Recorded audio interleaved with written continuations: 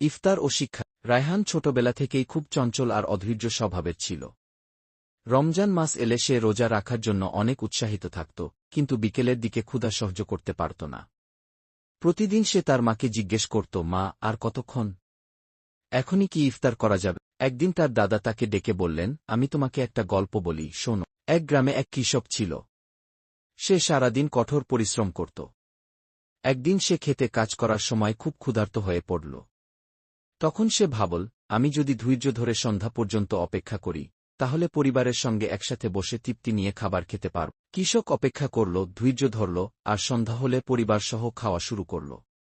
সে অনুভব করল, অপেক্ষার পর খাবারের স্বাদ আরও বেড়ে যায়। দাদু রায়হানের মাথায় হাত বুলিয়ে বললেন, দেখো, রোজা রাখার শিক্ষা হল ধৈর্য ও সংযম।